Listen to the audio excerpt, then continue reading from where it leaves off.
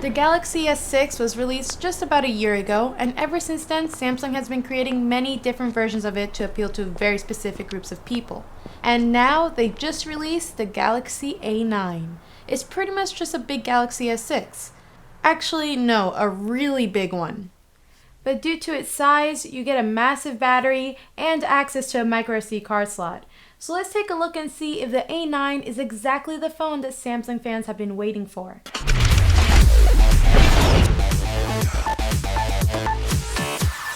Right off the bat, this phone looks exactly like the Note 5, but when you look a little closer, you'll notice the lack of the S Pen and even the lack of the curved edges on the back.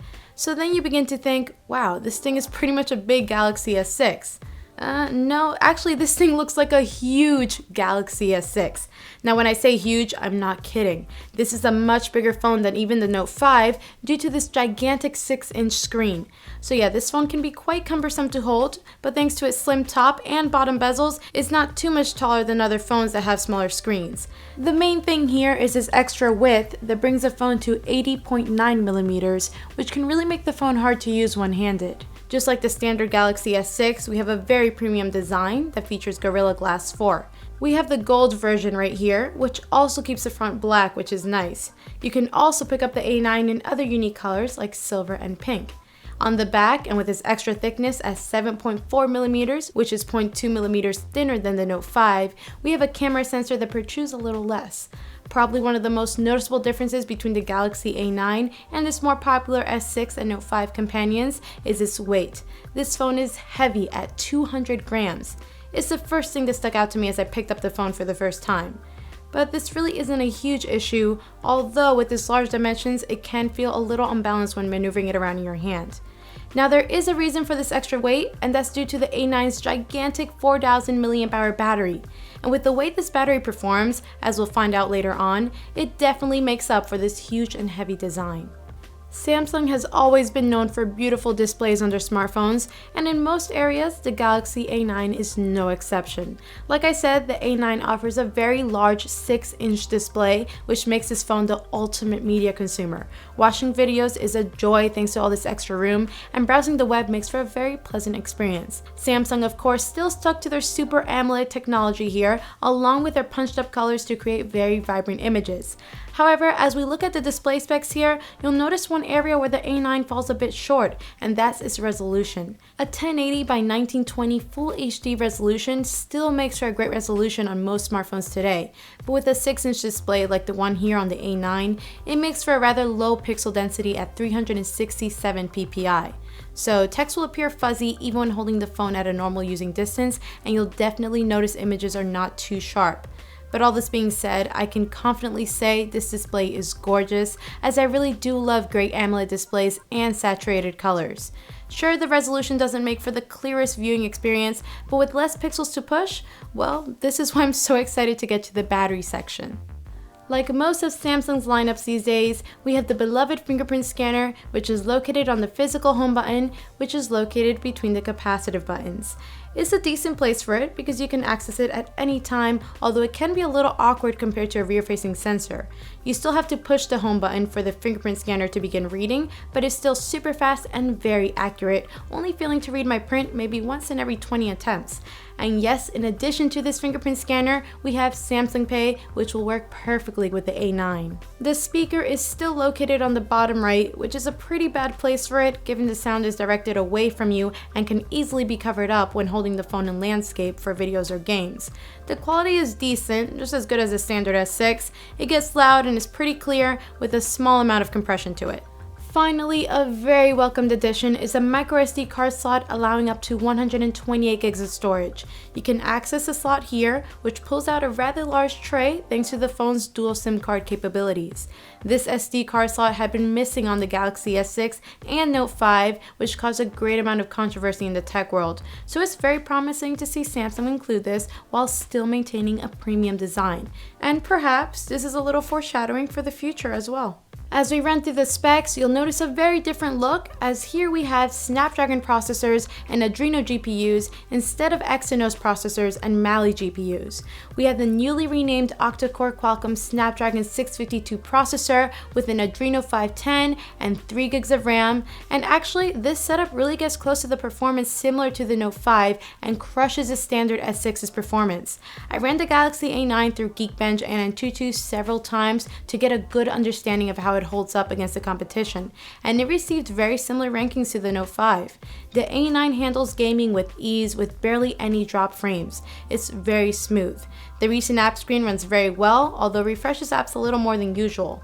But you can jump in and out of apps very fast without any hesitation. Really, the only thing that lags up the phone is this briefing screen that you can access on the left of the home screen.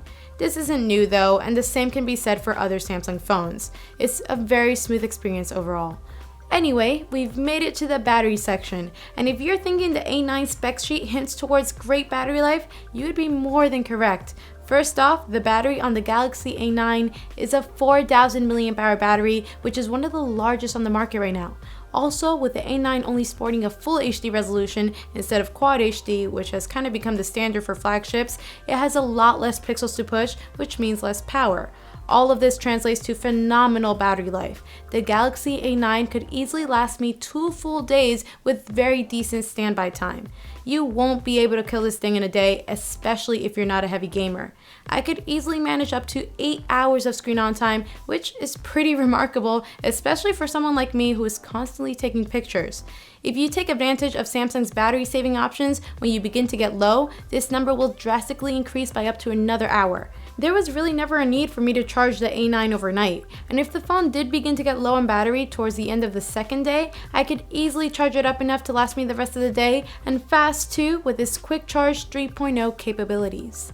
The camera has been downgraded from the standard Galaxy S6, but still is able to take good pictures. We have a smaller sensor size of 13 megapixels, however an aperture of 1.9 is still present, and fortunately, optical image stabilization is here as well. To take advantage of the full 13 megapixels, you'll have to resort to shooting in a 4:3 aspect ratio, and with enough light, the camera performs very well. There's some post-processing sharpening going on that really helps create sharp-looking pictures, and colors look very vibrant. But it can struggle with dynamic range, and lots of detail can get lost within the shadows. Overexposure is very common for this camera, especially on these overcast days, but HDR does a great job at fixing this and remaining realistic looking. Indoor shots that have less light will start to create very dull images with not much color and lots of noise and artifacts. The front-facing camera actually sports a larger megapixel count than its standard counterpart at 8 megapixels instead of 5. The difference in detail is actually noticeable. While the S6's selfie cam lacked lots of detail, the A9 produces a great amount of detail, with everything being very sharp, which is nice. The lens is wide-angled as well, like we're used to, which we love, as it helps get a lot of information in the shot. So it's a little bit of an unusual case, with the rear-facing camera being downgraded, while the front-facing camera seems to be the same or slightly better. Either way, the A9's camera quality is very good, but the Galaxy S6 still has a beat. Probably the biggest shock when it comes to the A9 is that although with this phone being released in January of this year, it was not released with Android Marshmallow, but instead Android 5.1.1 Lollipop. Perhaps Samsung is still testing their Marshmallow version of TouchWiz, or maybe wants to save it for the Galaxy S7 announcement. But for now, we have the version of TouchWiz that we've been familiar with for about a year now. A pretty simple skin of Android with a couple of cool features thrown in. The notification pull down is nicely designed if you don't mind the color choice. Settings allows for quick settings to be assigned to easy access. There is dual window support, which is great and runs very well, although you'll be limited to certain apps. Sure, there are some areas that may need work, like the small stutters that have to do with the home screen animations, but hopefully those can be fixed when Samsung releases their Marshmallow version for the A9. With the Galaxy A9 sharing 99% of its design DNA with the Galaxy S6, it'll definitely raise the question, should I go with the A9 or S6? Size is going to be the biggest difference between the two. The Galaxy A9 is one of the largest phones on the market right now with its huge 6-inch screen. And although it's an awesome size for viewing videos, the low resolution may steer some users away. However, if you can get past this lower pixel density, you'll really love the amount of power it saves to produce amazing battery life. Obviously, that's something you couldn't say about the S6.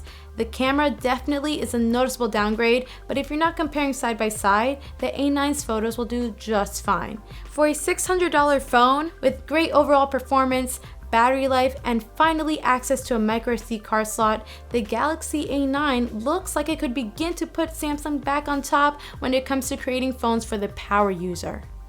And that is it for the Samsung Galaxy A9 review. Make sure you guys let me know what you think of this phone in the comments below. And also head on over to our website, androidauthority.com, for the full in-depth written review where you can check out cool things like camera samples and other stuff like that. And last but not least, make sure you're subscribed to our channel, Android Authority, because we are your source for all things Android.